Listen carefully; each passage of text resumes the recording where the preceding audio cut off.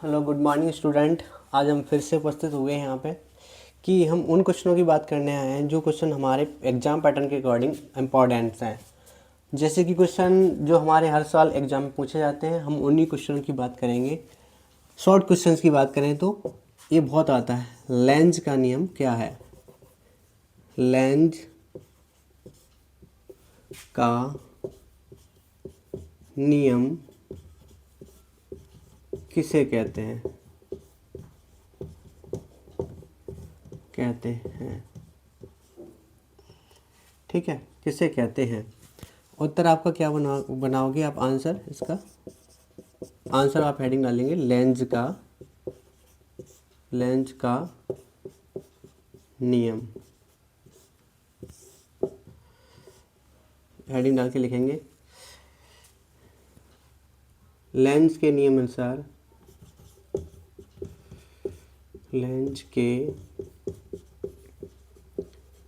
नियमानुसार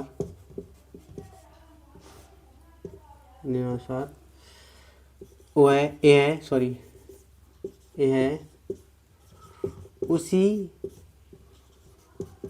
धारा का विरोध करता है, उसी धारा का विरोध करता है जिससे यह स्वयं उत्पन्न होता है। यानी कि लेंज का नियम क्या है कि यह उसी धारा का विरोध करता है जिससे यह स्वयं उत्पन्न होता है। ठीक है, इसी को हम क्या कहते हैं? इसी को हम लेंज का, ये अपनी भाषा में है, विज्ञान की भाषा अलग हो जाती है, लेंज का नियम कहते हैं।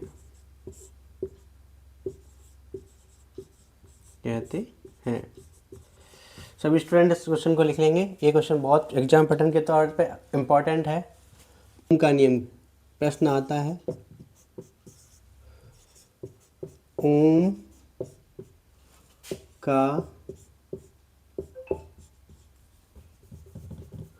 का नियम क्या है? तो उत्तर में आप ओम का नियम डालेंगे, आंसर लिख के ओम का नियम। ओम का नियम क्या होता है कि किसी चालक का विभवांतर V परिपथ में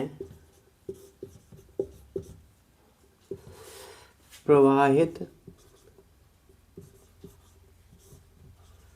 धारा I व अवरोध R के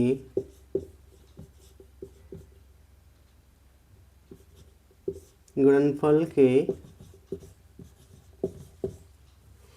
बराबर होता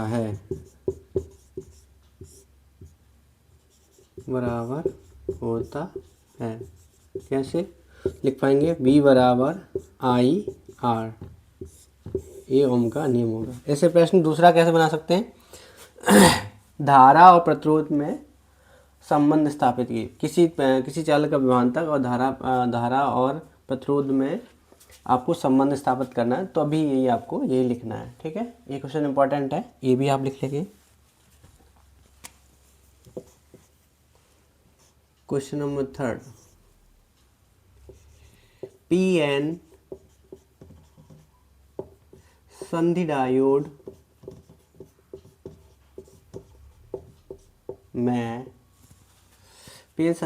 में N की प्रकृति क्या है? स्मॉल एन कैपिटल एन डाल दे, चलो समझ में आया। एन की प्रकृति क्या है, क्या होगी। देखिए आंसर में हमें इस बात पर ध्यान रखेंगे कि कैसा है। पहली बात तो हमें पीएन सन डायोड बनाना सीखना है, किस प्रकार का होता है ये आपको जानकारी होनी चाहिए।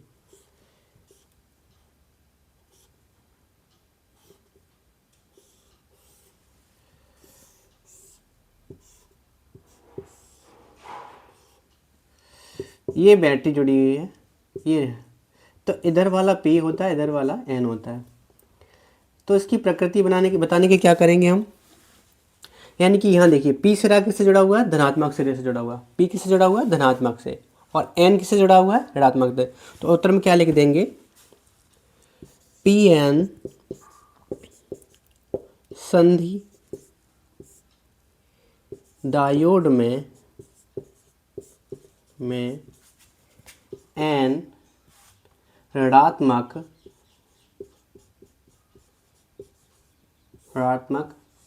प्रकृति का होता है,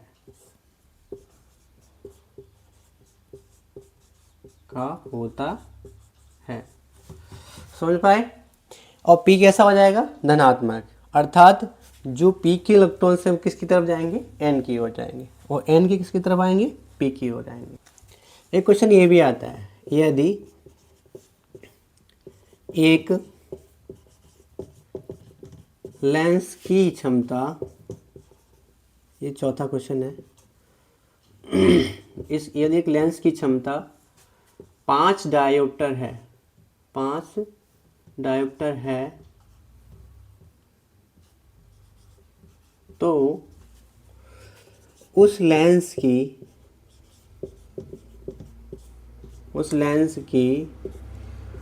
फोकस दूरी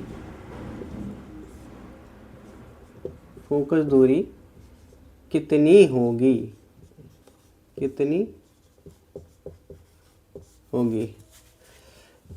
समझ लीजिए आंसर। तो पहले दिया क्या है, दिया है लेंस की क्षमता P बराबर 5 डायोप्टर, ठीक, दिया है कितना देगा, P बराबर 5 डायोप्टर, ये देखो दे रखी है। और हमसे पूछा क्या है, लेंस की फोकस दूरी F बराबर क्वेश्चन मार्क चिन्ह। तो हमें पता है, लिखोगे, हम जानते हैं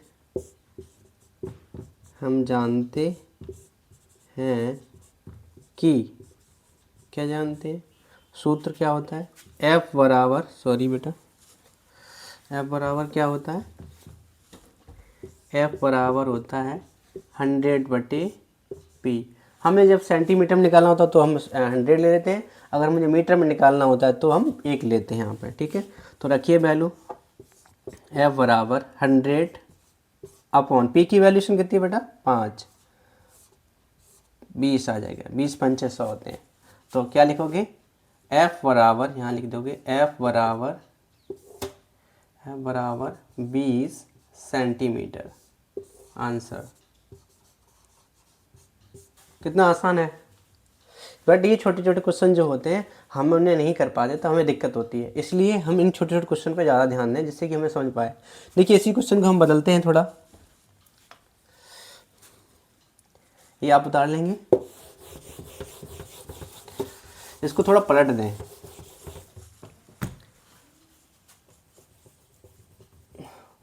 उस लेंस की क्षमता क्या होगी, लिख देंगे, क्षमता क्या होगी जिसकी फोकस दूरी, ये लिख देंगे, जिसकी फोकस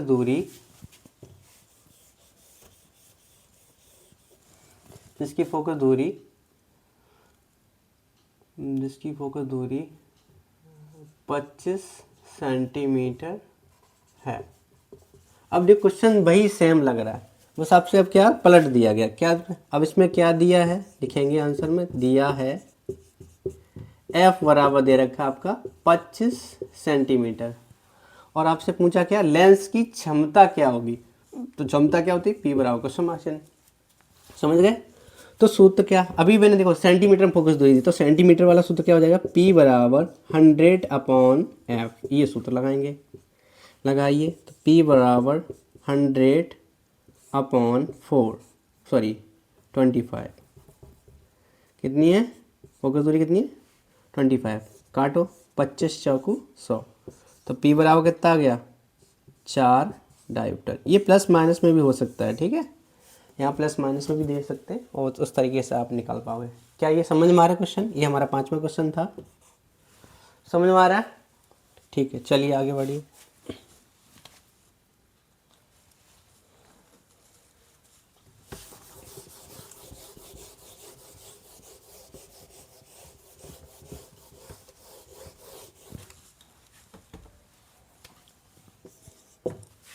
एसी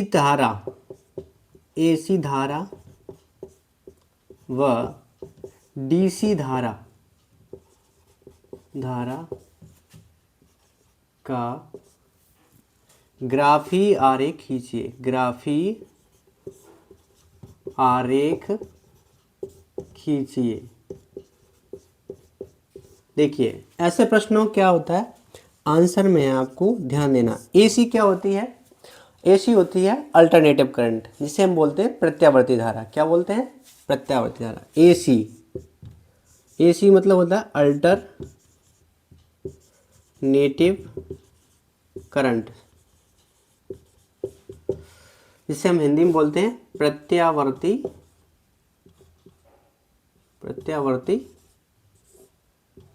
धारा। क्या बोलते हैं, प्रत्यावर्ती धारा। डीसी करंट, डीसी को बोलते हैं डायरेक्ट करंट। क्या बोलते हैं, डायरेक्ट करंट, जिसे बोलते हैं दिष्ट धारा, दिष्ट धारा। देखिए तो एसी का क्या होता है, एसी का ग्राफ क्या होता है और डीसी का ग्राफ क्या होता है, ये सब कुछ इसके नाम में ही बता रहा है कि कैसा क्या होगा, ठीक है, ध्यान देंगे। देखिए अल्टरनेटिव, इधर जा रहा है, इधर गैप हो रहा है, फिर जा रहा है, फिर गैप हो रहा है, फिर जा रहा है, फिर गैप हो रहा है, फिर जा रहा है, फिर गैप हो रहा है, ठीक है, ये कैसा हो गया, अल्टरनेटिव, ठीक है। लेकिन आपको डीसी धारा में क्या होता है, डायरेक्ट, लगातार।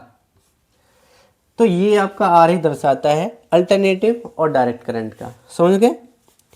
तो अल्टरनेटिव करंट को समझ गए होंगे। और दिष्ट धारा सबसे खतरनाक होता है डीसी करंट, जो इन्वर्टर का होता है।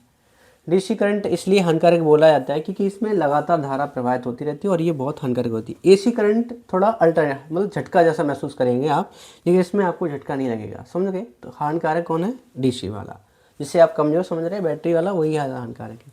हाँ चलिए हम आगे कल भी आपसे ऐसे मिलते हैं। ये क्वेश्चन बहुत इंपॉर्टेंट है, ये हमारे शॉर्ट क्वेश्चन थे। हम आगे अब बढ़ेंगे लघुत्तरी प्रश्नों पर। ये शॉर्ट क्वेश्चन थे, इनको आप तैयार कर लीजिए, ये आपके एग्जाम पैटर्न के अकॉर्डिंग है। हमने इतने क्वेश्चन बताए, इनमें मिनिमम आपको 2 से 3 क्वेश्चन आपको मिल जाएंगे, ठीक है। हम 100% श्योर नहीं है, बट आपको इतने इस तरीके से क्वेश्चन मिल जाएंगे, ठीक है। Bye bye, take care.